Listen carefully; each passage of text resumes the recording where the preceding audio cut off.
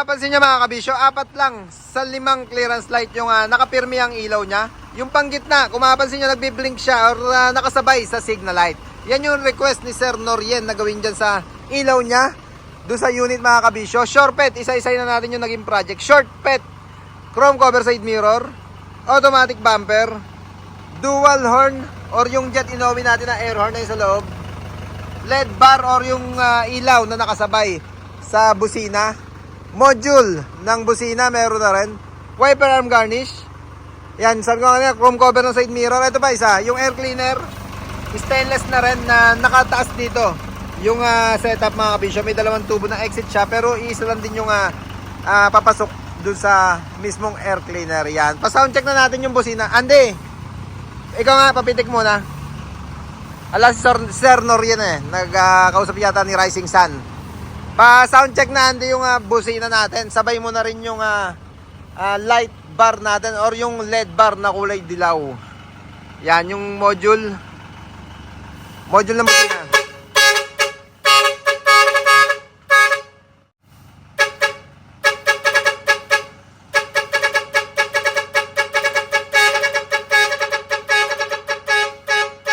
Yan, yun yung dalawa doon sa module natin. Yung stock muna, hindi testing natin bago sila mag-exit. Yan, all goods mga kabisyo. Snail horn yung stock ni Sir Norien. Ito mga pala isa, yung tubo, yung bracket ng side mirror, pinay-stainless na rin. Kaliwat kanan syempre, stainless na. Yan, ito yung picture nung unit nung bagong pasok sa tarima natin.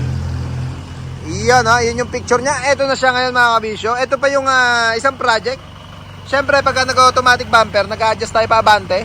Nagkakaroon ng stainless dito sa extended mismo niya. Siyempre naiiwan mga kabisyo. Kung mapapansin nyo, yung lower step niya. Kaya nagkakaroon ng stainless na rin dito na additional. Ito yung picture kanina nung stock lang yung lower step. Hindi siya babagay kaya pinay-stainless na rin ni Sir Norien. Ayan na siya ngayon mga kabisyo. At yung ibabaw ng automatic bumper natin, checkered or aluminum. Checkered plate. Stainless yung extended. Lower step, stainless. Yung bumper niya, chrome. Yan yung mga naging project sa unit ni Sir Norien. Andy, jet Inoue ba ang compressor na ito? Jet Inoue nasa ilalim. Yan mga kabisyo. 24 volts na jet Inoue. Pati yung power window pinaayos na rin ni Sir Norien dito. Sira yung motor niya. Tsaka yung nakaduktong sa ilalim na mechanism. Yung holder nung salamin niya. Clamp mga kabisyo pagka madilim. Lalo na yung mga binibiyahe ni Sir Norien, tsak na daan siya sa mga sabana na lugar yung madidilim. Yan, pauwi na Impanta. Kaya gamit na gamit yung ilaw na yan sa bumper niya. Ay, Sir Norien sa loob.